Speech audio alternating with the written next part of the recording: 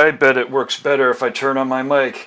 Welcome everybody to Guy Aitchison's Reinventing the Tattoo Community, where tattoo artists, collectors, apprentices, and the curious are all encouraged to join these live streams, to get together in person, or check out all the replays.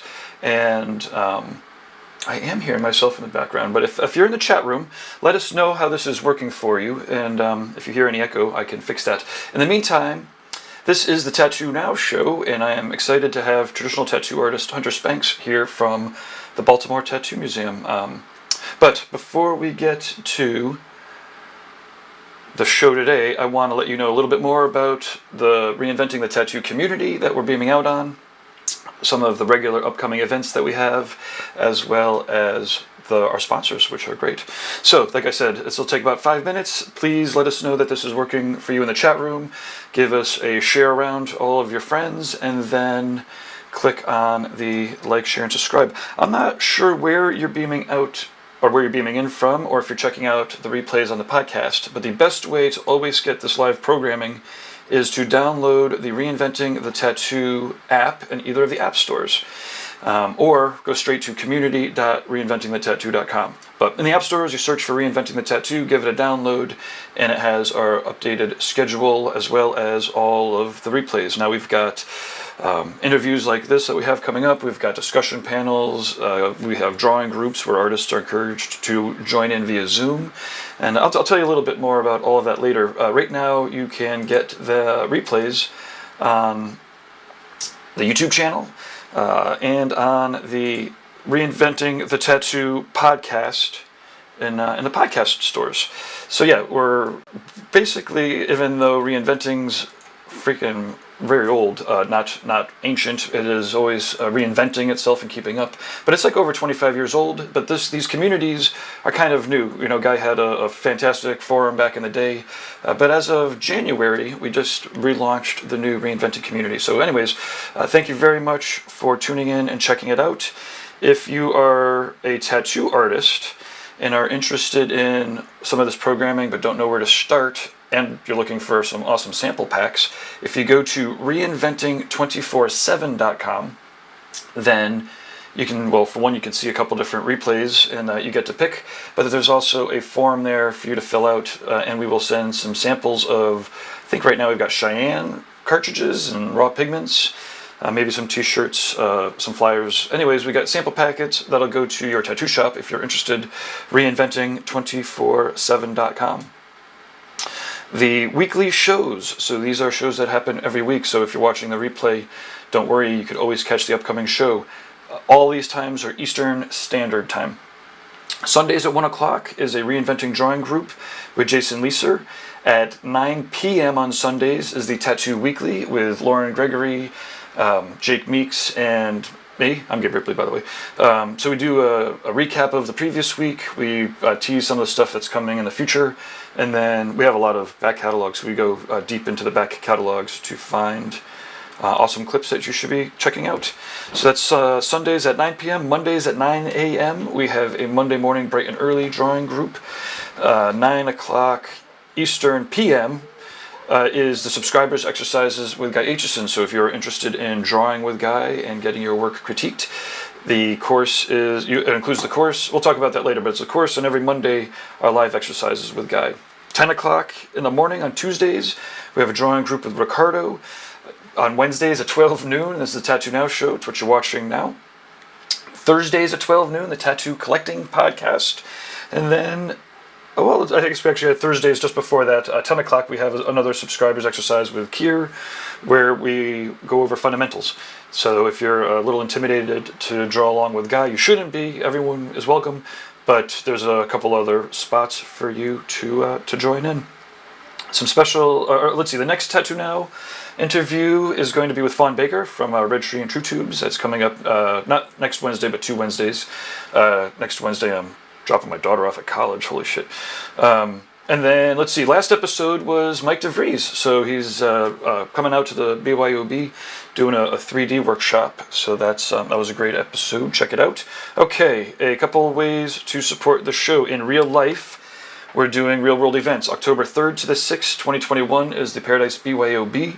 You're encouraged to beam in. You can show up in person. It is a ski resort, so there's lots of fresh air. Condos have porches and whatnot. I'm going to show a whole little video about that, so I don't need to plug it too hard. Presuming that the pandemic allows, we'll be heading over to Brussels, November 12th to the 14th, to the Brussels Tattoo Convention. That's Nick Baxter, Yvonne, and I will be doing seminars. Whole crew of Reinventing people will be heading over to do paint jams and all that. Let's see, next year, February 5th and the 6th, Reinventing the Tattoo Live from Red Tree / Tattoo Trubes compound in Columbus, Ohio. It's a pretty sick spot. Really excited to have Derb set up an art jams and stuff for the public.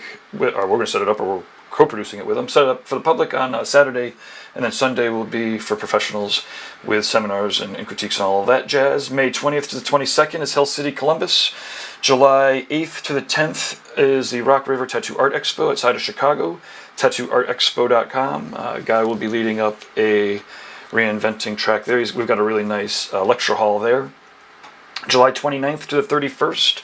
These are all 2022. These are next year. A Rubber City Tattoo Invitational, Akron, Ohio, with Tony Urbanek. He's been doing our machine builder interviews and has got a build your own machine seminar there. I think it's reinventingthetattoo.com/build a tattoo machine. Anyways, and then October 20th to the 23rd is the Paradise Tattoo Gathering full-on tattoo show coming up next year. Now, let me hammer through our sponsors real quick. Actually, you know what? I'm going to look to see that this is working. We are going out on the Facebooks. We are going out on the YouTubes. Let's see, the first 15 minutes of these are always brutal. Yeah, tell me about it. You have to talk them through.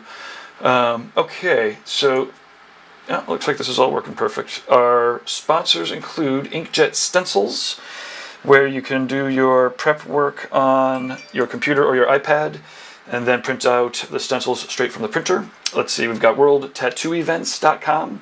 They are the most comprehensive website for tattoo conventions, and as you can imagine, right now they're going crazy because conventions are changing their dates and everything all the time. WorldTattooEvents.com. RawPigments.co is an acrylic-free set of pigments. They're getting all of their the raw pigments. They're all getting that shit straight from the source of the raw pigments. They don't add anything into it. That inks don't dry out in the cups. Check out RawPigments.co. Let's see, D-Lies Pro in the United States, otherwise known as Dermalize Worldwide. Thank you, international copyright laws and whatnot. Check out D-Lies Pro. It's a healing wrap designed to heal wounds. So if you're using saran wrap, you might consider it, because saran wrap's designed to not breathe, whereas some of these other materials are, including Dermalize. I definitely use it the way that the videos instruct, but I like it. It's my preferred way of healing. Let's see, Tattoo Now, that's me. I'm a computer geek. I do websites, search engine optimization, and business consulting, all sorts of stuff for tattoo artists and tattoo studios. And I am actually accepting new clients. I've got chunks of 10 hours up for people. And let's see, last but certainly not least, in fact, probably first, for Reinventing the Tattoo, this is his vision, GuyAitchison.com. Check out his artwork. His tattoos are incredible. His books are pretty much closed, but you can buy paintings, you can get prints. He's got a double book, the Bioencyclopedia. It's massive. Anyways, GuyAitchison.com, check it out. And I think, we got through the introduction in less than 10 minutes. Please leave your positive reviews on all of the channels, because that helps us get the word out. And if you have constructive criticism, send it to management@reinventingthetattoo.com. If you're interested in sponsoring the show as a company or as a tattoo shop or whatever, then yeah, you could also email us there. And yeah, so I am, you know what, I am going to throw on a video real quick so that I can take a little bit of a breather. This is an this is our video for the Paradise BYOB, and we will catch up with Hunter on the other side of this. Are you ready for paradise? It's been a long time, but I think that we are all ready to return to Jiminy Peak, October 3rd to the 6th. That's right, it's a Sunday to a Wednesday, but hey, this is definitely no time to get normal. This unique event is going to bring out dozens of artists that will be creating and selling artwork, tons of seminars, discussion panels, even a drunk critique, a live one, against our better judgment, and a musical performance by Vapors of Morphine. Act like an ostrich, stick my head in the sand. Act like an ostrich, stick my head in the sand. Woman out for favor will take me for a man. I'll act like a gopher, dig a hole in the ground. Act like a gopher and dig a hole in the ground. Love and understanding, they just can't be found.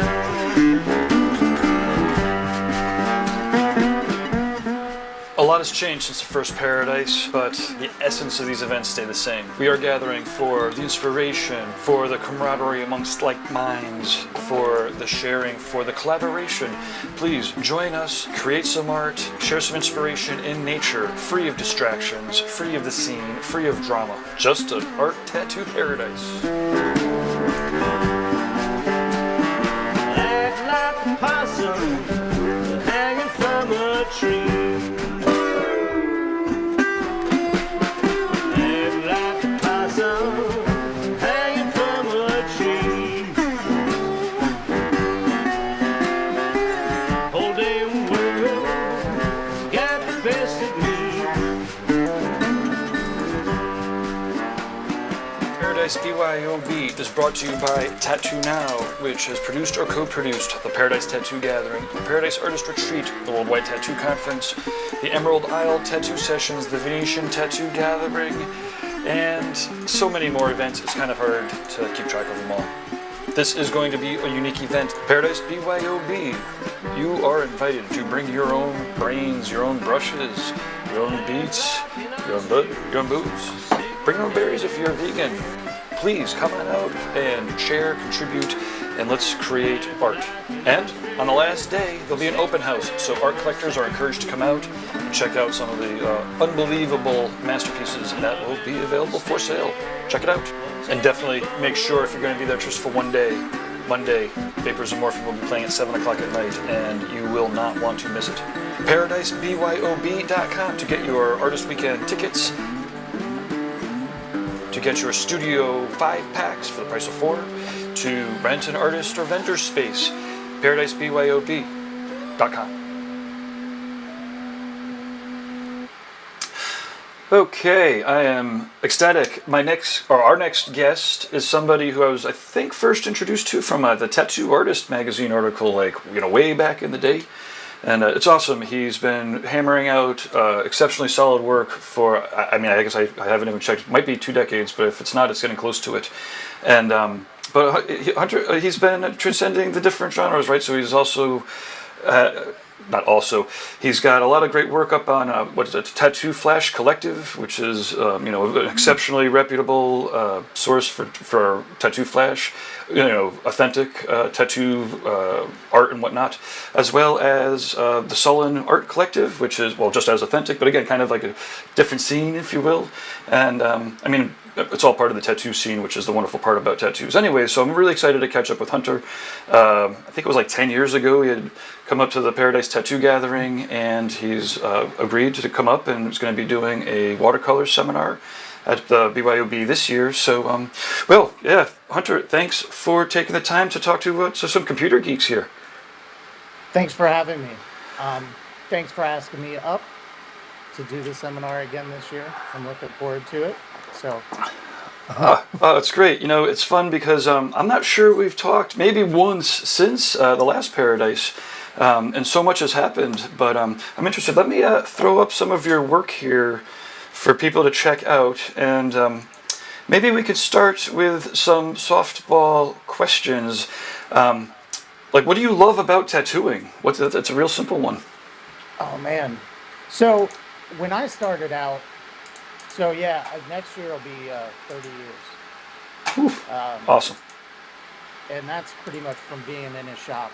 There was a few years prior to where this guy Dave Williams, who was the brother of a sister that I went to school with, he had some tattoos from Bill Clayton down in Fayetteville, North Carolina, and he had a friend who had a catalog, and I got introduced to, what few tattoo magazines were about at that time, and a lot of the work in there I didn't think was all that great. It wasn't bad. I wasn't doing it, but it kind of just got me thinking that if this stuff's in a magazine, maybe I could do it for a living. And really, I mean, I started taking art classes in middle school. I was lucky enough to have the same art teacher all through high school who really pushed me. And I wanted to be an artist. Didn't necessarily know what exactly direction. And honestly, like getting into high school, tattooing was not on my radar at all until those No. magazines and stuff kicked around. And And it just kind of, what year is this when you were? so I graduated in '91. So we're talking when I got introduced to magazines, I want to say it was like '88, '89. Awesome. And like us, just seeing that the stuff in the magazines that I didn't think was good was an inspiration of like maybe I could do this for a living. And we ordered some machines and started messing people up. Everyone gets to pay it off their own karma, right? You know, Yeah. it's well, that's cool. And so, I mean, yeah, it must have been pretty tough to. I mean, it's always tough to find apprenticeships. In fact, it's almost tougher to find a good apprenticeship. But how long did you fish around before you found some real guidance, or did you end up hacking people up for a while? Hacking people up for a while. No real formal apprenticeship to speak of. At the time, we could afford two machines, some needles, and some pigment. No power supply. So the first tattoos were run straight off a car battery. Woof. If anybody has done that, you know what I'm talking about. Um, because really that was the shops that we called. Most responses were we're not electricians, so we don't know. Oh shit. Uh huh. And and understandably, I understand it now.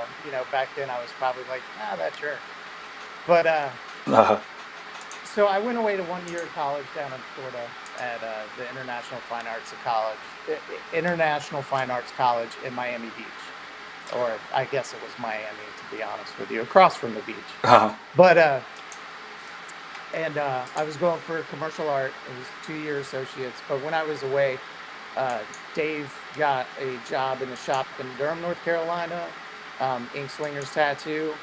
And when I came back, I did a tattoo in front of the owner on my leg, Hmm. and that's how I got into a shop. Awesome. It's fun. There's a lot of apprentice types that are that tune in because this is one of the ways that they're able to learn about tattooing right in this modern age. It's crazy because obviously experiencing the community is the best way. But now that we have these tools and now that we're kind of like discouraged to travel and whatnot, a lot of people are tuning in. Anyways, so we have some questions in the chat room here. Okay.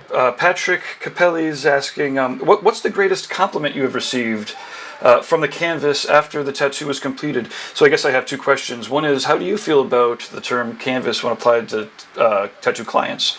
And then what's your greatest compliment that you've seen or received? Okay. So, I mean, if canvas is what people want to use, cool. I don't use it. I never thought of using it until Ink Masters, and that's what they called it. And I tuned into that show because I had a lot of friends, over various seasons Sure. that were on there. So, and I always enjoyed more so than the actual tattooing. I always enjoyed the other things they had to do. Like creating artwork from gunpowder and igniting it and stuff. Like all that stuff was really neat. All the fun challenges. Yeah, those things were really cool. But yeah, if you want to call it a canvas, call it a canvas. It's fine. Sweet, awesome. Yeah. And well, I love the term, especially when dealing with traditional culture and whatnot. Like all the terms, sometimes they should be very precise, and sometimes it's cool. It's fun to figure it all out. Yeah. But what's the best compliment that you've received or that you remember recall getting? You must get them a lot, obviously, but. You get them, honestly, these days, the ones that mean the most to me, it can be a really, really simple tattoo. I had one just the other week, and it was a little simple dragonfly with a little drop shadow color, like a little tribal dragonfly. But her mom had just passed the beginning of July, Mm, and when that evokes emotion, yeah. and then, that's a huge compliment to me. I used to not think much about it, to be honest with you. Um, it's just what I did for a living. It's only honestly the last 5 or so years that I think I've really started to come around and really be comfortable and enjoy my place in tattooing, Yeah. which is a street shop tattooer, to be honest. Yeah. I mean, it's amazing. For me, it's the experience. I mean, the experience of the tattoo, the client remembers forever. And I mean, I can't tell you how many, tattooers that are, whatever, $2,000 a day or whatever, and they're doing this crazy work. But if they're an asshole, then that's like literally the first thing that comes out of the client's mouth is, oh, that's a great tattoo. Oh yeah, they were 3 hours late and kind of an asshole. Whereas, for tattoo, for the art of tattoo, it's the tattoo that it's that experience, it's that memory, what it's evoking. And, it doesn't have to be this crazy masterpiece to have an exceptionally powerful effect on the viewer. As you were saying, memorial tattoos. Like if a tattooer just blows that shit off and it's like, I don't want to do that upside down. That's stupid. You just really crushed somebody who's like thinking about their dead friend or parent and figuring out the ways to memorialize it. I really appreciate that about your work. And when I was looking at your portfolio, you have like Roman numerals and whatnot. And there's a lot of tattooers that will intentionally keep that stuff out of their portfolio. And I love the fact that you put it in to encourage people to to get. I mean, I'm sure you appreciate doing all sorts of work and custom work that you're coming up with, but the fact that you take that much satisfaction out of either walk-in tattoos or just even simple tattoos is awesome. Can you talk about some of that transition in mentality? You said that was maybe a 5 years ago that you shifted into this a newer mindset about it, or Sure, a lot of that had to do with getting sober, sure. and and continually um, working on myself and my approach with people, how I view myself, how I treat myself, not even just what I put into my body, because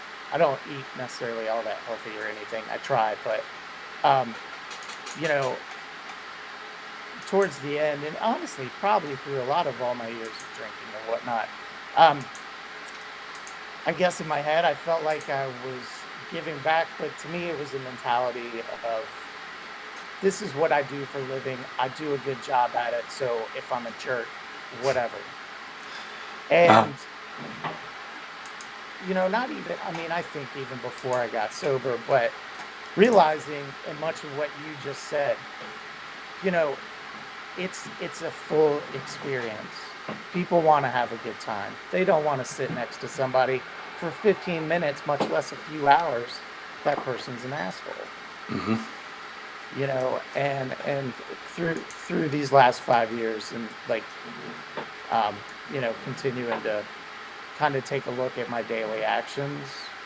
I try to be a lot more aware of what I say to people and how I treat people. Because before, I mean, to be straight up, I just didn't give a shit. sure. There's a tendency or personality. There's a lot of self-depreciation sometimes. I kind of suck as a tattooer. Or why would you trust me? But in tattooing, the client, like every little bit of doubt that you might put into the client's head is going to fester. It's their idea seeds, right? You're casting magic Sure. spells. So if you cast doubt into their heads, then it's gonna grow. And now, I suppose the fun for some of the old tattooers is like, I'm gonna cast all those seeds of doubt and then fucking kill them with a quality of tattoo and blow them away.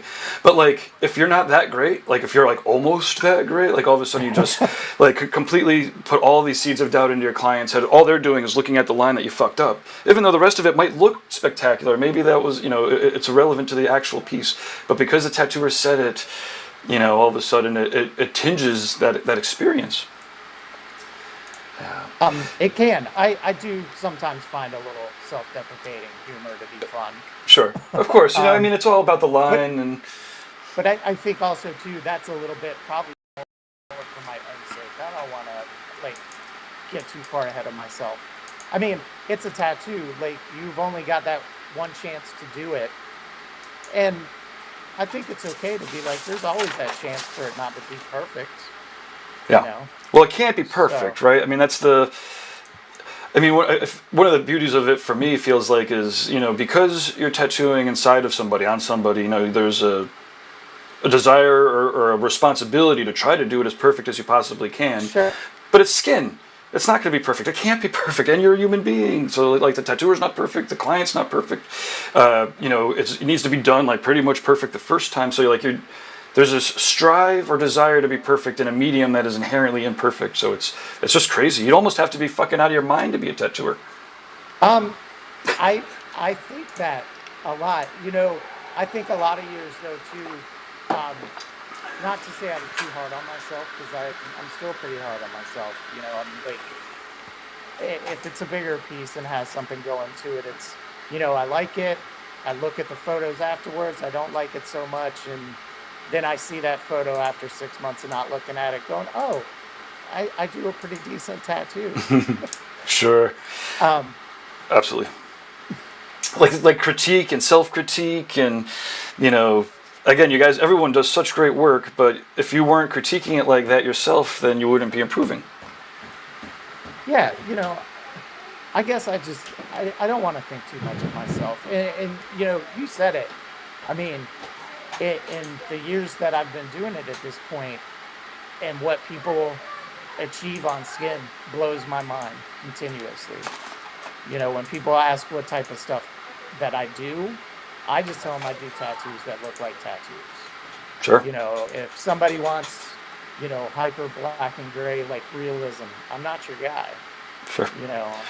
What did I what did I say? I called you a real tattooer. I'm like I uh, spend all day long talking to tattooers, and a variety of traditional tattooers too. But that's what I want to say. I'm like he's a real fucking tattooer. Not that yeah. anybody else isn't a real tattooer, but No, no, and in the teaser that you put up when you said that, because I mean, I think for a lot of years too, not say I struggled with, but the idea of,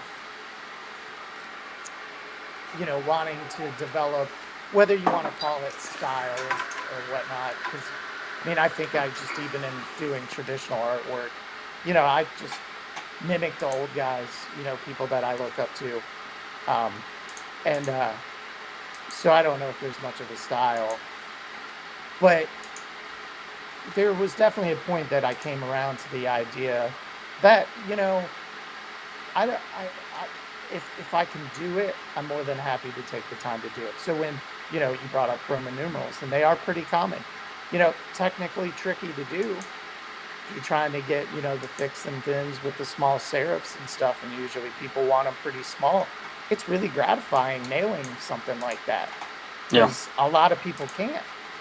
And not to say a lot of people can't, but when you're dealing with a larger piece that you're going to shade and color, I'm not saying, I mean, I honestly think, you should always pay attention and strive to do the cleanest line work you can. I always associate that with like building a house. The house should have a great frame. sure. So, but if you are doing something like that, if that line's not the cleanest or whatnot, you have a lot of ways to disguise it in the end product. Absolutely. No, I mean the precise nature of some of this traditional work, and like you were saying, the Roman numerals are like circles. It's amazing watching people who have gotten into tattooing, and in the last 10 years, it's been way easier, or even possible, to learn how to tattoo like in a very particular style. If you happen to be, in a time and place where there's a tattoo shop, where you could do that. But there are people that can't tattoo, Roman numerals, but they can do these, Sure. other crazy things. But to your point, the process is almost complete. It's not completely different, but it's different. And and obviously you have to be way more precise, and it's way less forgiving.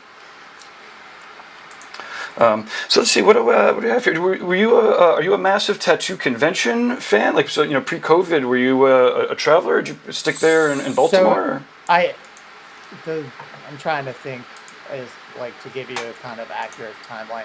So when I moved up here from North Carolina in 2006, um, from '06 to, I want to say around 2011, it might have been 2012, I was on the road pretty regularly.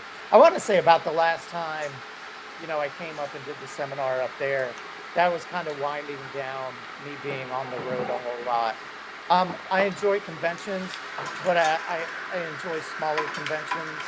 Um, right, my schedule, and sadly, it's continually being put off because of the current situations. But generally, Rochester, Yeah. put on by Jet from Love Hate, Yep. is really the only one I've done in the last 5 years or so, and I've done it every year except for one, I think. And it kind of has that feel. If anybody listening went to like well, actually, where Richmond is moved back Yeah. to the hotel. So they use all the ballrooms now at the Richmond show, but it's definitely a bit smaller setting. Um, the biggest ones I've done, I was fortunate enough to do London from '06 to Awesome. 2011, which is a pretty mind-blowing experience. Yeah. So many tattooers, all just literally top notch. I got to do Milan a couple times, Awesome. so like it makes you feel good when when you not even just that you're there, but when you're looking around, and it's for me not to be like, all these people are so much better than me, but that, wow, I have a spot alongside these people. It's pretty cool. Yeah, I mean, Um, London is or was, one of yeah, the, if not the pinnacle of all of the different mountain ranges of tattooing coming sure. together. And one of the things I loved, I mean, I wasn't privy to any drama or anything. It felt to me like everyone kind of was just so happy to be there. And Mickey has such a presence that everyone just left their shit fucking, at the door. Or they didn't get there if they had shit. And, Yeah. I don't recall, like, I met so many great people.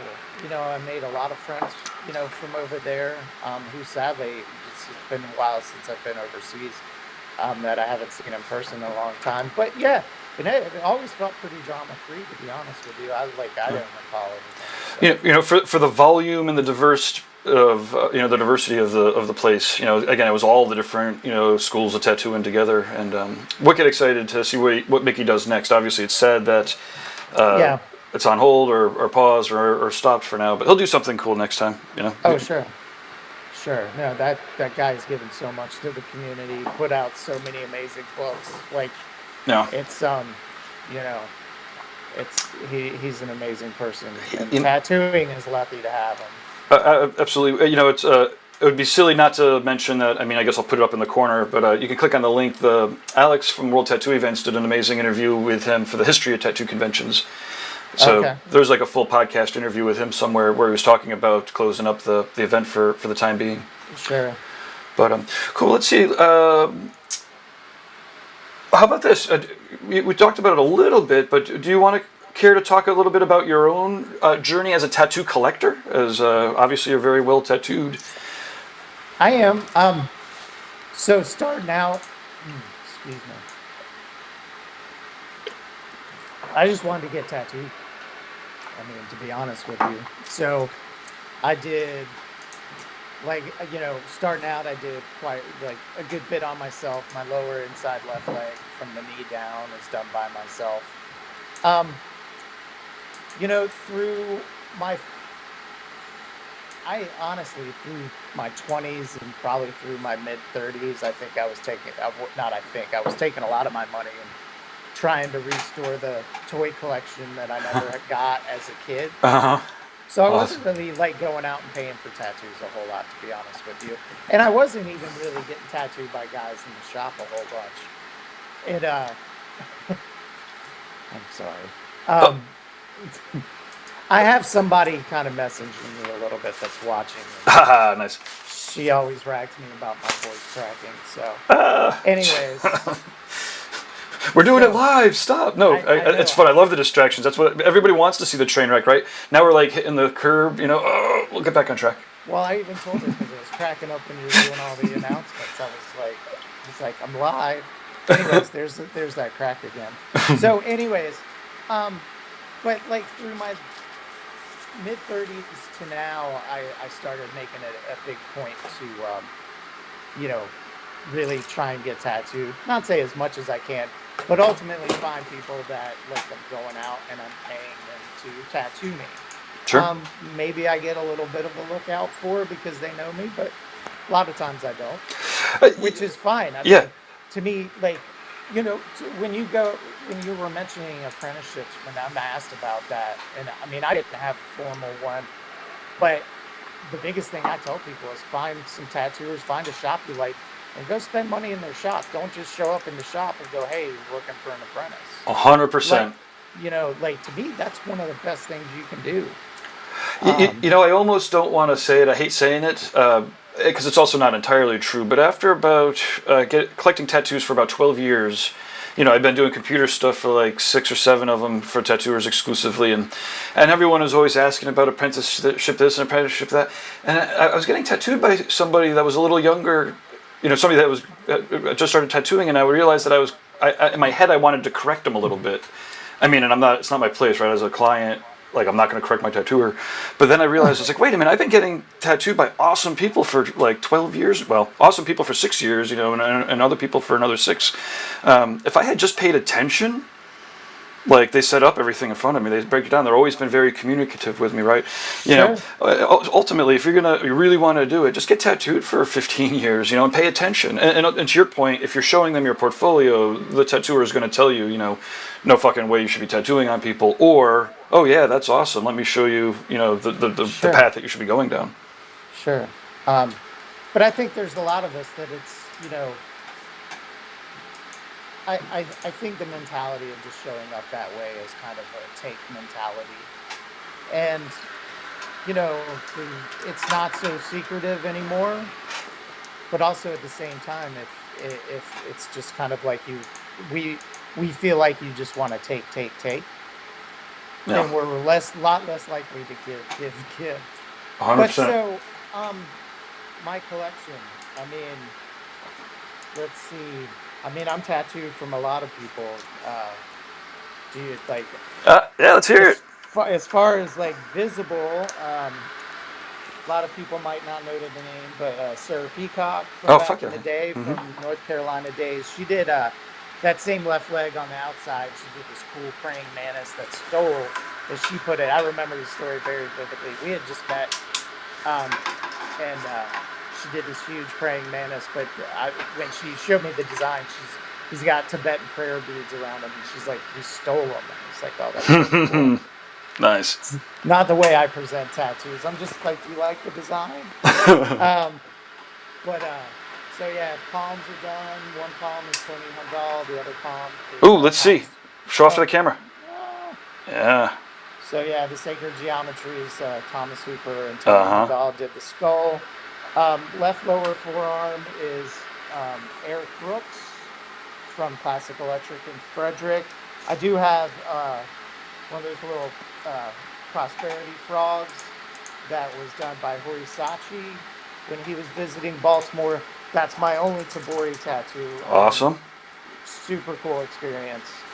Did it? Did it? Well, let's hear about it. Most people aren't going to even have the experience or the opportunity. So it's like right here in the bend of this arm. So I got to watch really closely.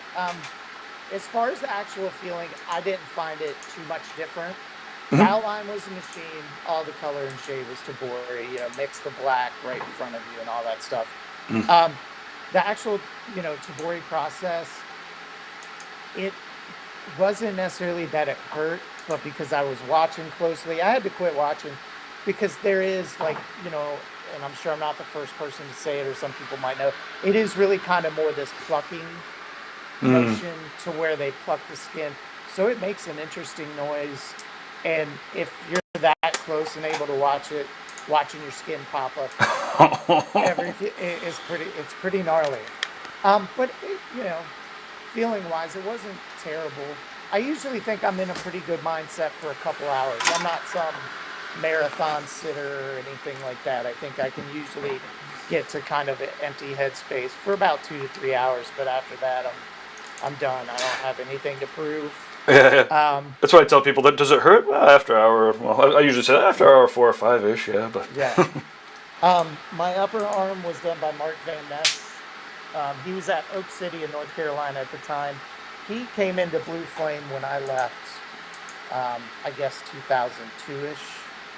Um, but yeah, so that the inside is Will Lawley, did a big old oh spider. yeah, awesome. We were visiting Asheville to see Edward Sharpe and the Magnetic Zeros Oh, in those guys are great. concert, and the girl I was dating at the time wanted to get tattooed, and trying to think, she ended up getting tattooed by Ryan Fink, I believe. Uh huh. And I've casually known Will for a while at that time, just through acquaintances and probably bumping into each other at a convention or something.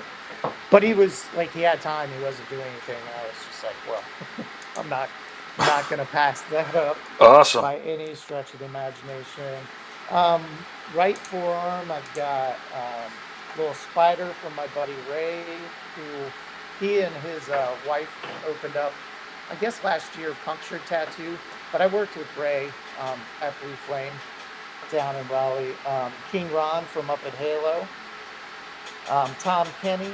I'm not sure where Tom's at now. I know he's still in the area, but it was at a convention, at the Baltimore convention, and so like little bulldog that says "Good guys die," Oh. Oh. which I'll really nerd myself a little bit. It's honestly a lyric from a My Chemical Romance song. So Awesome. I don't have much of that going on, but I have a really cool like cosmic scorpion or something. I'm not really sure what it is, but from Jeff Zupp, who Oh has yeah. always been one of my favorites. He's out That in was Michigan, cool. right? Yes. Yeah, yeah, cool. Um, trying. So I have a little cool zombie dagger, and it's from Errol, who owned Blue Flame, worked with the guy at Tornado, and he was guest spotting, and his name is escaping me right now. But one of those awesome tattooers that, like, I mean, there's so many So many. tattooers that are amazing. Even, and I mean, we're talking, I mean, that tattoo's 15 or so years old, probably almost 20 years old, and you know, Pat Carmack was his name. Nice. Awesome. And like super just traditional guy, like awesome tattooer. Did you get tattooed by any of the grandfathers, like Lyle or Ed or Philadelphia Eddie or? No. No, it's No. So I became friends with Keith Underwood from Oh, doing yeah. conventions, and if we're talking like, because I mean, all the guys you just mentioned, you know, um, amazing tattooers, and stuff that inspires me. But as far as if we're going back to, that generation, Mike Malone Yeah, yeah. stands out as just to me. I think his body of work is kind of like an all-around body of work. I Sure. mean, I think those guys did a lot of stuff, but Mike's work, and even not even just on skin. What he did on paper, and if you get the Bullseyes and Black Eyes book, Yeah, for like sure. like what it shows, all the styles of stuff that guy was doing. So through getting to know Keith, and I was just like, man, I really want to get tattooed by Rollo. And Keith suggested that I come up for a guest spot. Because, at that time, he's around a lot, but if you just come up to get tattooed by him, it's probably not going to happen, Right. But if you come up for like a week, a guest spot, and whatever, you know, You'll be he'll, around. he'll pop in one day and be like, yeah, let's do a tattoo. And sadly, the week Oh, after, it was when he passed away. yeah. Oh, So, yeah, it was pretty trippy. so rough. Yeah, he did like the week before. And so, um, going back that far, I know Scott Sterling pretty well, and I should not like drop the ball. Maybe I can get Scott to tattoo Yeah. me at some point. But and as far as, let's see, who else? Don Cook, who worked with Jeff Zupp Oh, yeah, for a yeah, Don. while. She did Big Rooster with a kickstand. Cock with a kickstand, as she said. He's got like a wooden leg and an eye patch, like a pirate or something.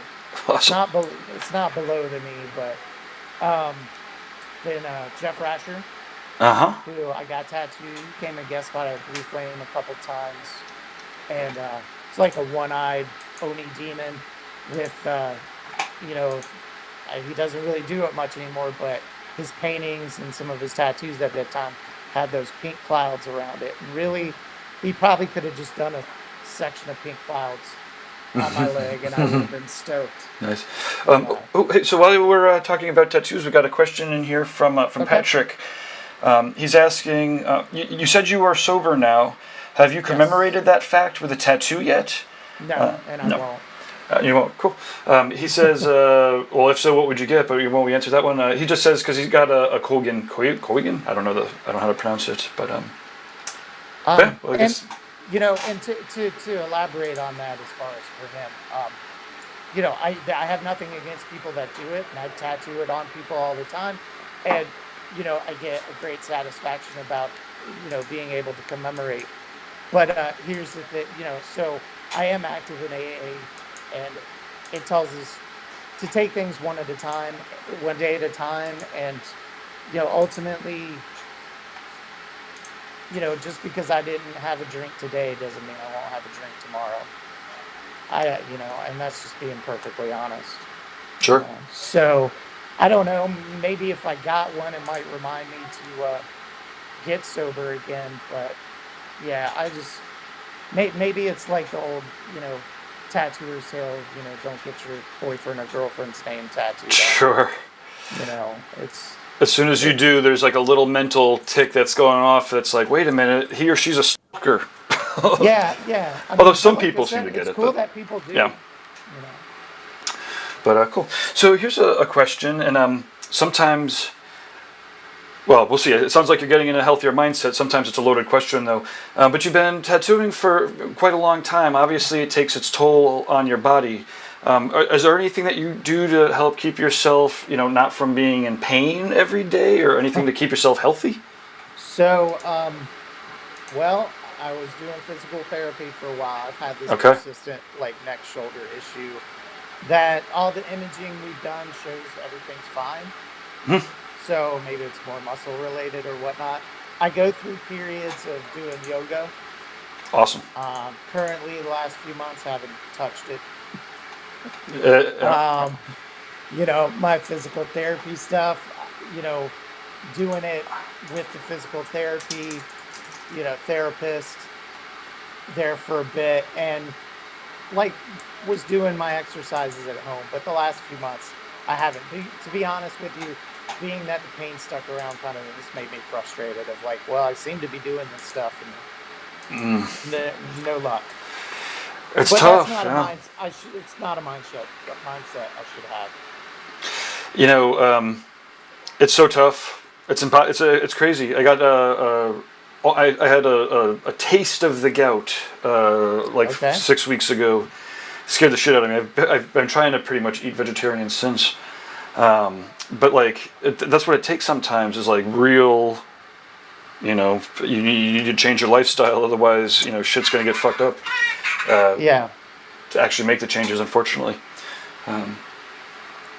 So I'm getting a call in from Chris Oppenheim. He actually has a shop that is The all names Chris Oppenheim. Yeah, he's in the bio the world a names little bit. yeah, the name's familiar. He they have a shop out there that's all sober. The whole point of the Oh, shop cool. is that everybody's clean and sober. He's Yeah. literally like, if you have a person at your shop and they're fucking up, but they're awesome, but they just can't, you know, they're just fucking drinking or drugging too much, send them to me. We'll clean them up. We'll have a whole environment designed to be supportive, you know, Wow. of the clean lifestyle out in Los Angeles. How So, about that? isn't That's it amazing? awesome. It's fucking really amazing. Yeah, you know, because here's the thing. Like, you know, if I still knew to how to like drink responsibly, as the commercials tell us or whatnot, um, you know, I have nothing against people who want to unwind, and whether that's drinking or, you lucky know, for me. using weed, whatever. Like it's, but I know at the end of my drinking, like I, like it was something I did every day, and I hated it. Mm.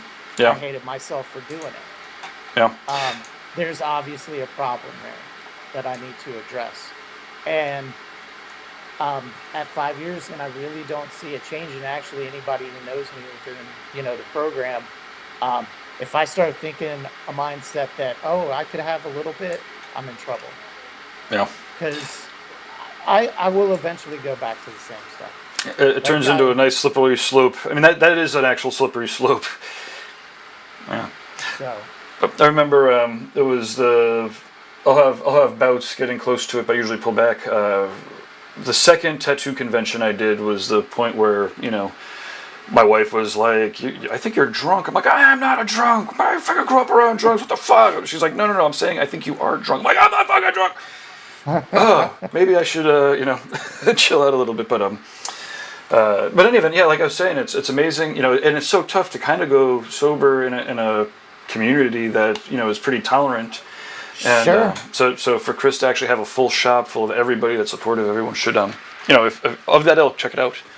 Well, Um, there's a handful of things like I hadn't and wasn't aware of that.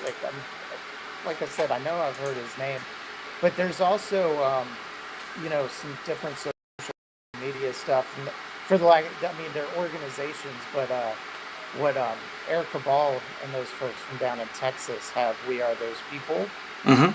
and it's a social media feed. You can find it on Instagram, and they have people share their stories on the Instagram feed. Mm, And like for someone like me who regulars meetings and things of that nature, a big part of it is like hearing people share their stories. So especially through 2020 to where, Zoom meetings and all these things popped up, but kind of separated a bit more from it. If you're actively trying to do some kind of program for yourself, that might have been a big detachment, and could have created um, a bad spot for people. So it was gratifying that there was kind of like this little meeting on Instagram, so to speak. I could yeah. read these people's stories of, inspiration, because it's tough. It's not easy. Oh, it's got to be one of the most difficult things in the world. You're literally like fighting against the chemicals that are in your body. That. I mean, It's my natural state, when we, you know, did our little sound checks or whatever earlier, you kind of, honestly, if it was before 5 years ago when we were doing that, I would have already been drinking and probably half drunk right now. Because that's what I did yeah, on my days off, sure. straight up. And I don't know, that might have been an entertaining interview for some, It does. but It's all different. It's again mostly for I'm concerned with health. And sustainability. And well, if somebody could drink and like have a good time with it for a while, then whatever, that's cool. Certainly, it's designed to take you over. yeah, So if somebody's it's serious. It's not an insignificant drug. Clearly. yeah, and I mean, yeah, I mean, I'm 48. I turned 49 in October. Um, I celebrate my sobriety dates in October as well. Um, you know, and yeah, aside from like some shoulder and neck pain, overall body feels pretty good. And more than anything, mentally, I feel a lot better. Like I said, I want to be with clients and I want to interact with the client. I want them to have a decent time. Getting over to the Baltimore Tattoo Museum, Oh yeah, yeah, yeah. Great. it is.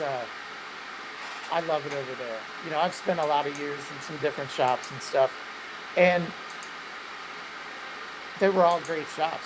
Looking back at it, I mean, I just like to create trouble and drama, Yeah. and I'd like to think I don't do that too much there. I mean, I know I can be a jerk and kind of hard to work with. Just because I mean, I still can be very much of I like things the way I like them, Sure. you know. Yeah. But I more so of what I found there because I've been there. We started back last June. I started like got hired on there right when everything locked down. Um, I'd like to think within the time we've really worked together or whatnot, it is a very you know family oriented thing. And sometimes you're going to have a rough day with your family. Sure. Not everybody's going to get along, but it seems to pass pretty quickly. And there's also been some people that, when I've really shown my ass, have put me in my place, and I thank them at the end of the day. 'Cause You it's know, like that's what I needed. absolutely. I mean, even when it was completely unwelcome, we have to, you know, take everything as a learning lesson, because it Yeah. is, even if we tried to do the things the right way, we might not have. So tell us a little bit more about the Baltimore Tattoo Museum. So now, I saw a couple pictures online, but is it open for the public to come in and check out? Yeah, now you can come in.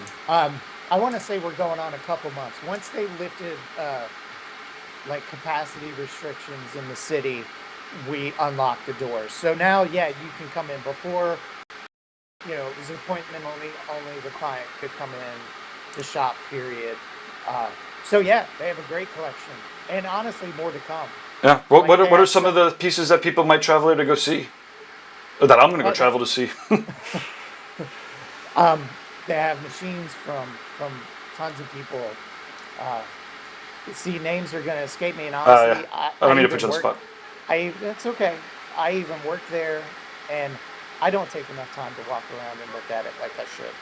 Um, old catalogs, little section on Greg Irons. Oh, awesome. Let's see. What's his name? Nightingale. Uh huh. It's the I don't last know. name. Tried. Uh, Stony stuff. Uh huh. You know, Stony St. I Clair. know. Yes, Yeah. yes. Uh, there's Zeiss machines. There's Uh huh. Little Rollo section, and then too, there's everything from like when, Hot Wheels did their little 4 tattooed series. Oh, They cool. I like they didn't. had 4 like little tribal designs on the side. Oh, awesome. Like the butterfly Barbie when Barbie did the Uh huh. Barbie Is movie. there a good internet there? Or? Decent internet, Huh? yeah. We'll have to. Maybe we'll try to beam in at some point to do a little show off. Oh, if you Yeah. want me to talk to those guys, I'm Oh yeah. sure we could possibly set something up Oh, and that'd be amazing. Actually, that do reminds me that we were setting up a similar tour out at Kerry Barber's shop, Outer Limits. oh, cool. We were going to do a little bit of a tour of the shop, and then some of the traditional artists that were there were going to kind of, bring everybody through an exercise, drawing a rose or an eagle or some such. Hmm. But it's fun. Obviously, having the opportunity to chat with people that are seeped into the history and sometimes on location at tattoo museums. I Yeah. mean, that's the stuff that I'd love to get as much of it as possible. Well, and then you don't get some third hand, can't remember names comments of somebody who doesn't take advantage of your. This is all impromptu. It's horrible, man. I run tattoo conventions, and I was playing that video of this today, and I'm like, oh shit, I got to get Hunter into the video. It's like almost impossible to include like everybody all the time. Sure. But I'm going to show off a couple more tattoos. This is one of my favorites, or maybe not obviously, but maybe simplistically. I'm simple. I'm like, oh, he does the bio too. I do. I really do. appreciate. One of the things about a real traditional tattooer or a real tattooer, right, is that you do what comes in through the door, right, and your era feels like when you were coming in, like you had. I'm sure you had guys flash and errands flash on the walls. So like. Huge, Yeah. huge influences, and still to this day. I mean, there was a point to where I wanted to be Dietes. Like that, I know one year at Richmond, he did a seminar, got a critique directly from him. Oh, awesome. And if I remember correctly, and a lot of people might be like, well, that sounds insulting, was just like, it'd be something I would like to rework. Uh-huh. And I took it as a huge compliment. Uh-huh. Because it's like it meant some of the ideas I had going were kind of in the right place. Yeah, absolutely. I don't do any art, right? So I get to have the luxury of just being able to observe, lots of different types of artists.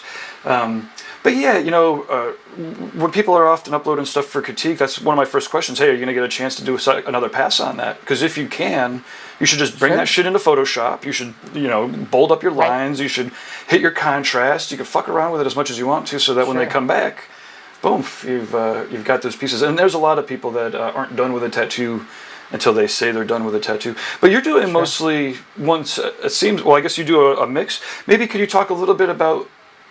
Sorry, let me rephrase. You have a pretty awesome career to kind of model. Can you talk a little bit about how you balance like walk-ins and then custom tattoos? Are you doing anything in like 3 or 4 sittings or? Oh yeah. Yeah. a little bit ago, like I think the most elaborate piece tattoo wise I sent you was that kind of Mecha Godzilla Yeah.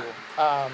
That's a great client of mine, Tim, and that was done right when we opened back up through Yeah. about December of last year. And it's got a whole upper arm section to it that we did years ago. Um, and like the upper arm piece started with we were doing a cover up. Maybe it was a nautical star thing or something. I don't remember exactly, but and he kind of let me run with it. And I mean, I love, like, I'm not a sci-fi nerd in a way I can like name names or things like that, but just the imagery has always been Mm-hmm. something that I love. So it's like this kind of sci-fi city with a rocket ship or whatever, and I'm sure pretty much taken directly from like one of the old sci-fi poster books that I Yeah. have or whatnot. And then when things were opening back up, he wanted to do the forearm, and once again, I don't remember really what direction he gave me. Um, but so, and it's one of the few that, like, after the fact, or like when I was talking about Sarah Peacock and the stolen prayer beads, I don't think of things like that in the forefront. But to me, like that whole arm, when you see it now, it's kind of like that dinosaur is there to get the crystals because there's a little ship coming down fighting it, and not dinosaur, Mecha Godzilla, but like, this battle between maybe the city that's up top and this guy at the bottom. Um, but I would say like larger scale work like that maybe accounts to 30% of what I Okay. do. Awesome. Um, Wow. I'm definitely more, and not that I'm opposed to it. It's just, my personal clientele isn't necessarily, what I would say is my personal clientele, not to be like it's not enough people or whatnot, just are generally to the smaller side. I've done both of Tim's arms at this point. He's got this crazy, it's like a steampunk time grid kind of thing. So it's kind of biomechy feeling, but it's all based on like watch gears and stuff. Mm. And then I did this kind of grid. Almost like a grid of maybe like when you see like the wormholes or something, but when they're just gridded out, like that type of thing going on, and Oh like yeah. as filler behind everything. Sweet. Let's see. We got a couple of things in the chat room here. Cool. Ganjuana says, "There goes that sick Mars attacks flash." Yeah, he's been Yes, digging that one. it's one of my favorite Do you tattoo most of the stuff flash off it suit. yet, or? Oh no, I don't. Yeah. I have a ton of flash that people haven't seen as well. I mean, Tattoo Flash Collective has a good amount, and I'm always trying to work on stuff to get to them, and I get it to them as I can. Mm. But all like whether it's like 4x6 little flash designs, because I do like painting on like smaller formats a lot of times, but it's like always flash designs. No, I don't get to paint or tattoo a lot of what I paint. Well, maybe that'll tweet. Maybe not. It doesn't make a difference, really, right? Okay, so let's So, see. Patrick says, "Thank you for answering my questions and making me feel like I was part of y'all's thing today." oh, thank you. Yeah, thanks for beaming in and making it interactive. Atomic Injections 47 says, "Good morning, all." And then let's see, Sister Donko. Okay, well here's she's got a question.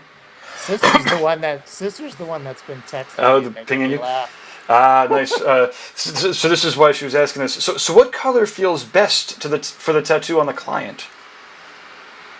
Oh, oh no! I'm supposed to know the answer to this question. The Oh, I, sister, I'm sorry. Apparently, I'm not paying attention well enough.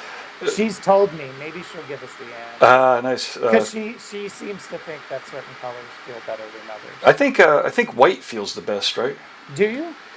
Because they're always doing it at the end. I have a lot of people who say that always hits the worst because it is the end, and I'm they're being nice. They're Uh, nice and raw. You're being I'm being sarcastic. facetious. Yeah. Okay. But although that said, sometimes like with the bio guys, they use a little bit of the Bactine inside of the wash, or they're using some lidocaine I, s- stuff. And I started using uh, let's see, Vasecaine, rosewater. Rosewater is like newer to me. I think it's not as harsh as Vaseline is, and I definitely on lawn sessions, Bactine's always been a good one. But you know those things, the skin has to be open. Exactly. Um, Well, that's what I was saying. So sometimes for the white, like, you know, it'll take the edge off. The yeah. Vaseline, the first time I had it used on me, Dave Fox used it on me, Oh, and yeah, awesome. And it's a little piece, but he was like, "You mind?" I was like, "No." Total. I personally, because these things can vary from person to person. I've used it on people, and sure, they were like, "I don't feel any difference." And I'm like, okay, but sure. it was totally numb. I didn't feel a thing like Hmm? after we did the outline. Now it did when it wore off later hurt like hell. Like Yeah, I don't think I've ever had a tattoo feel as like raw sure. It, after the fact. yeah, yeah. But I think those things are great. I would prefer them before over anybody using anything preemptively. Yeah, no. Um, It feels like if you do something preemptively, it changes the texture of the skin, or I don't know. It as feels. far as like tattooing on it seems different, Hmm. but also like I've never used any of that stuff personally, but any observations and those can like it seems like how long that can last for people varies as well. Hmm. But it seems like as soon as that stuff wears off, it's done and the Yeah, person is so I've seen that happen in like 45 minutes, yeah. working on a huge piece. So I found that like, kind of once they get to that point, like starting off fresh, nothing. And yeah, if you're working on a really large piece, that, yeah, and sometimes it's beneficial, like maybe if you're out of town and really are trying to get a large piece Two done. days in or something. Um, you know, like once that skin's open, just something to take the edge off. So, Yeah, I mean, it's. I imagine that you would agree. I found that it's probably 80% mindset, oh, totally. and Like I said, I mean, I've got my 2 to 3 hours, maybe four no, if you're lucky if I'm feeling.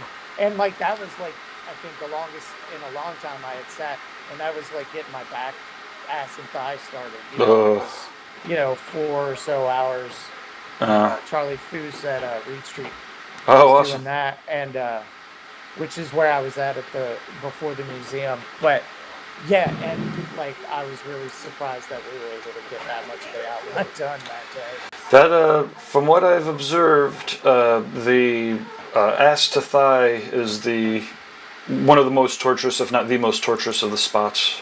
Um, I have not been so up top. It's like a cover up of two other things I had started. Ooh, Um, but I still had all that space open, so I was like, I might as well do it all. Um, yeah. I've not been a fan of having my back tattooed, and that's straight up, and that's why I'm slacking on it and hesitant. I mean, it was like started like 4 years ago. At this point, we're nowhere near anywhere close. Um, but for me, that bone that's right above your ass crack, Oh. that's the spot. Rough. Have maybe we're going on 10 minutes after now, but let me get one more question out of you. Well, Sure. maybe have you been lasered at all? Yes.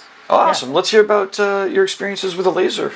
So, my first laser experience was at Leviticus Tattoo up in Minneapolis. They had on-site lasering, Mm-hmm. and I had my left forearm and left hand, um, and then I had my right forearm one session. The left forearm I had two sessions done, one at the shop, and then one visit up there.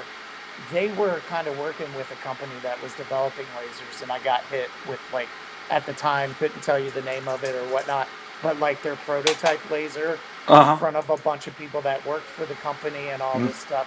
So that was pretty interesting. Um, Oh. it's comparable to tattooing. The blistering and stuff's kind of gross. It bruises.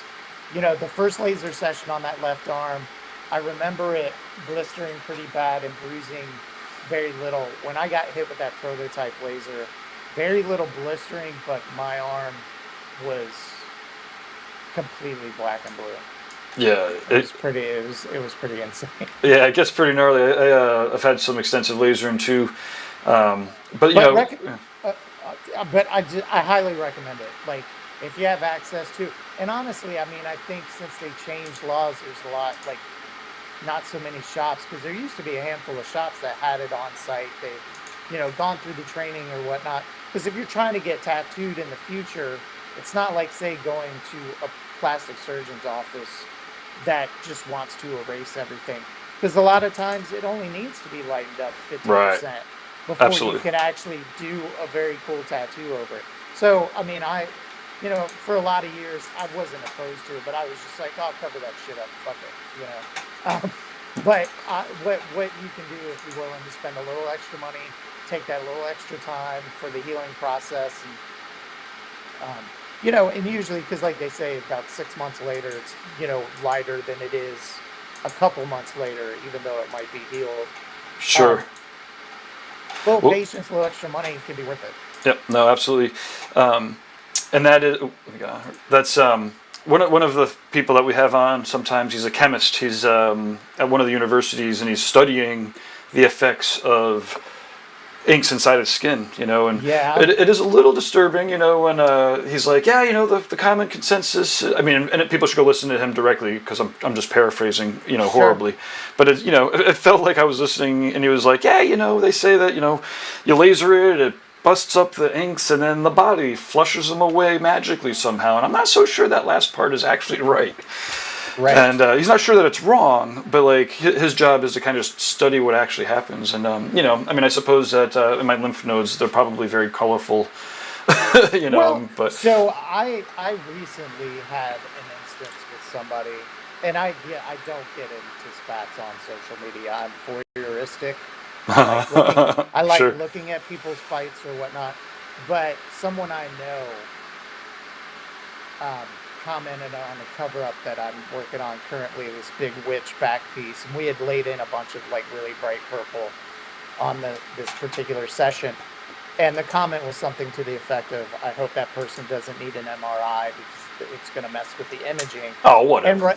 well, here's the thing: I've had 3 MRIs in the last 9 months, and not one technician, not one physician that I've talked to ever expressed the slightest concern that I Yeah. was so heavily tattooed. So I had to call that person out.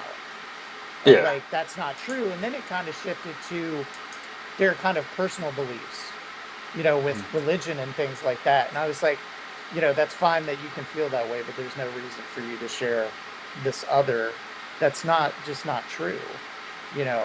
Yeah. And if you don't like tattoos, you can kind of keep that to yourself. Sure. But social media is a platform for people to speak their mind. So Yeah, which is good and bad, I suppose. I've gone through sure. my fair share of tussles online, and I've won some. I've fucking got my ass handed to me on some. You Um, might. That's why I try and stay out of it. But like that one, I didn't think it was a personal attack. It was just kind of like, had I not had the MRIs in the last right. 9 months, Sure. I might have been like, oh, maybe they're right. Because like Yeah. you said on what you were talking about, maybe the body magically flushes them out. Sure. I don't know. And I know we're promoting tattoos, and I'm all for it. But to me, if people have a serious concern, it might not be for you. Yeah, stay away. Yeah, for sure. Because as I tell people, I'm like, you are putting something foreign into your body. That's the bottom line. Yeah. Nope. No, there's no guarantee of safety, I and I mean we yeah, try I very know. hard, but No, that's it. I mean, as far as how we do our practices, and I'm sure the companies putting out pigments, you name it, do everything in their power to make sure everything is safe as possible. I Um, think. Do you think? I think some of them, most of them, some a of lot of them, them. there has been some stuff that has popped up, but to me, there's also people out there that are looking for stuff that it's like, hey, this might not be that safe, Sure. and Sure. usually have the information to back it up. Yeah, I mean, ultimately, that's what it breaks down to, right? Is I mean, it's always expensive to do things cleaner and better, right? So the gut reaction for any company is going to be like, you can't do that; it's too expensive, But the only reason why they can't do that, it's too expensive, is because they haven't had to do it and adjust accordingly. Potentially, I have no skin in this or stake in the ink game. I have no idea. Well, sure, but also too, it very well may be only more expensive when it starts out. I Right? mean, I'm sure with what because it's new. Sure. I mean, Absolutely. with what you do, um, not to say it's less expensive now, Oh, it's way but it less is the more expensive. it's more commonly practiced, and so these things, eventually kind of start to even out a little Oh bit. yeah, I mean, for me and my digital, all of the digital stuff that I do, these days people have on their phone enough equipment that we used to, it used to be Right. $20,000 to get a couple cameras and audio Sure. and streaming. I mean, just for the bandwidth, I've had $5,000 bandwidth bills. Right. Now it's like, and now, and I mean, this is one of the reasons why we could do this with Guy, in the middle of nowhere. Not like, now his phone will actually be able to live stream, not Right. consistently, even though he's in the middle of fucking nowhere. I know. Up until then, but before then, we literally even couldn't. So I would have to drag out all the cameras. We'd have to rent out hotel rooms that had an internet connection. And catalogs. I used to charge $10,000 for websites. Shopify is Right. $40 a month now. Now Right. I could do a lot more now. I mean, the beauty of it is it's like Sure. for my skill set, I like to stay at the front, right? So, now that I could do that for $40, the shit that people could do for 5 or 10 is even way more. But it's amazing, and like I said, for me, ultimately, it's I'd rather have more people have computers and check in. And COVID is for Sure. somebody who's streaming, it's like everyone now is forced to be in the streaming world. Hey, speaking of streaming and forced to be in the streaming world, let's wrap up. We completely, you can tell neither of us are salespeople.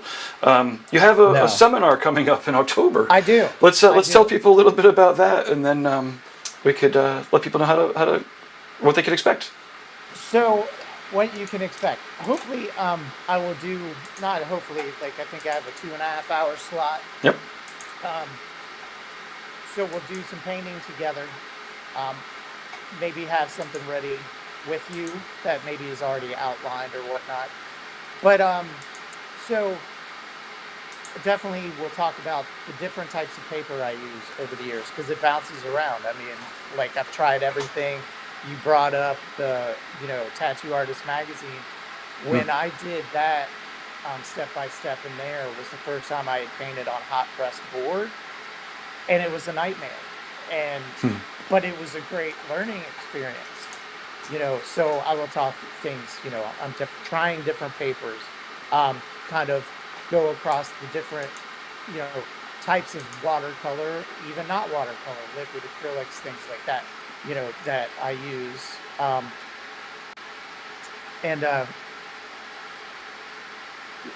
I plan on. I kind of, if I remember correctly, I still got the hopefully a little bit of literature to pass out to everybody, just to so they can have the names on hand or whatnot. But I highly encourage, having notes. I'll probably, for maybe people who aren't ready, have something either like maybe some small stuff just penciled out Hmm. so we can go over lining.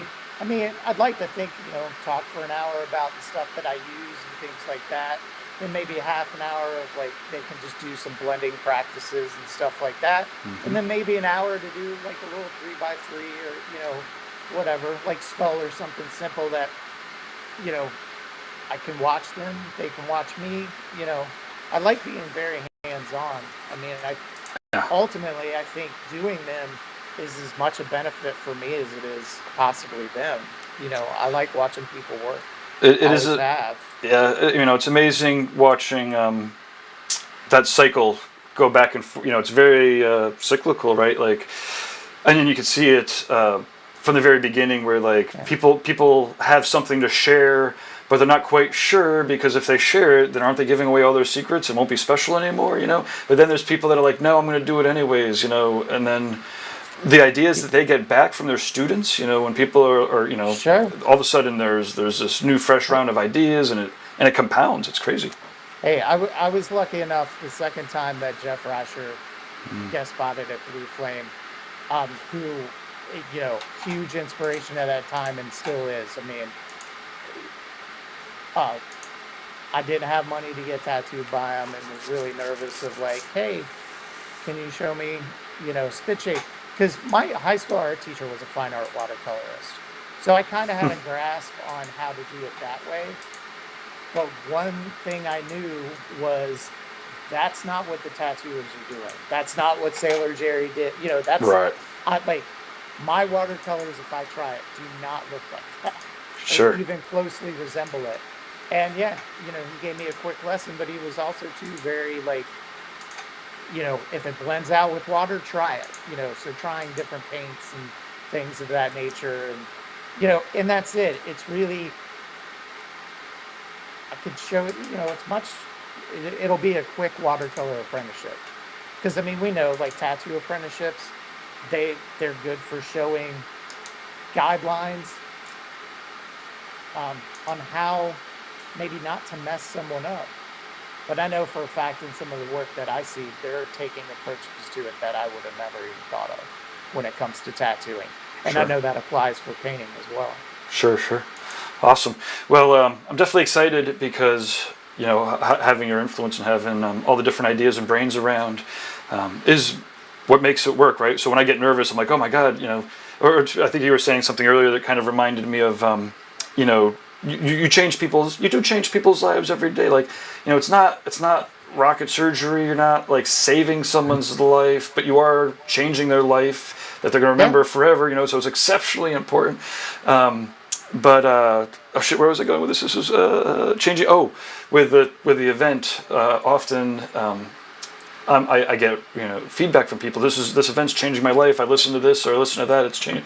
So many people's lives are changing, and when I get into it, like I was saying earlier, sometimes I start drinking heavily, trying to figure out how the fuck I'm going to keep changing people's lives with these events, and then I remember, it's the people that are there that interact with each other that make it Sure. magic. I don't. All I have to do is step back and make sure no one, has to go to the hospital. Well, it'll be the first day of me being 49, because it's on the Okay. day after my birthday. Awesome. I know I can't. I think my seminar last time was early in the morning. I won't already be half drunk because I know I was the last time that I was on it. Uh huh. For sure. So there's that, and if you show up, however you get there, because I think we're streaming it as well, right? Yep. Yeah. Yeah. You know, um, if you want to show up, however you show up, I'm pretty sure you'll leave with some ideas, maybe different directions if you already paint. If you don't paint at all, even better, Yeah. because like it's just the basics, and you can really run from it from there, like run with it from there. And it's just practice. I don't practice enough. I try and paint as much as I can. Oh, But and for me, I mean, if anything, you'll learn kind of a form of meditation. Because sure. when people ask, I mean, I try to sit down and do that a little bit, but like I know me sitting down and painting is much a form of meditation as anything else. You know, Awesome. I think that's clears my head. an amazing spot to end it on. Not that I Okay. wanted to end it. It's so easy. No, This has been really easy. I appreciate the conversation, but no, I so appreciate it. let's let everybody know. I'm gonna highlight you, and if you want to do the whole look into the camera, give your full official name, and then the best ways for people to contact you. And Okay. Hi, Hunter R. Spanks, Hunter Spanks. Instagram is HR Spanks. Facebook is facebook.com/HR Spanks. And email is the best way to get in touch with me, in my opinion, just because I always get it on my phone. I'm not always on the social media stuff, or if it comes through as a request. So that is hrspanks@gmail.com. I tattoo at the Baltimore Tattoo Museum in Fells Point in Baltimore. You can always you can find me there Thursday through Sunday generally. Um, and yeah, you'll find me, if I'm not mistaken, it'll be October 5th is the day of the seminar, noon to 2:30.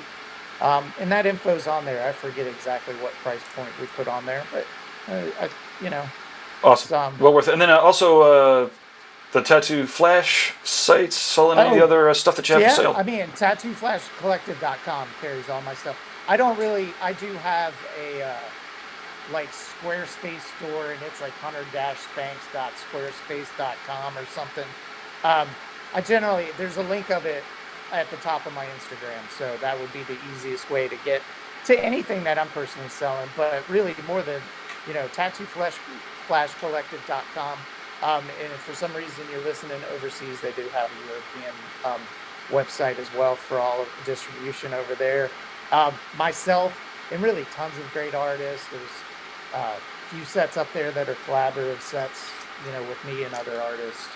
Um, So there's that, and then yeah, Solon just put out the new shirt, the HR Spanks Premium.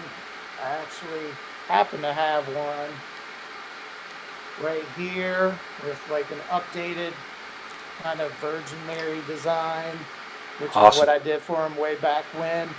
But yeah, collaborating with those guys has always been awesome. I mean, they've treated me really well. So Fuck yeah. I Awesome. think that's it. Well, thanks again, and Thank you. it's always awkward to try to end these things because it's video. It's not like we're on the phone, but we will catch up in the near future. And next time, I got to get down there. Baltimore's not that far from where I am, so maybe when we do the tour, I'll bring down the cameras. Hey, there you go. That'd be fun. Yeah, I'll talk to those guys about it. We'll see if we can't get something going. Awesome. Well, thanks again, and we'll talk Thank you, soon. Cheers. Take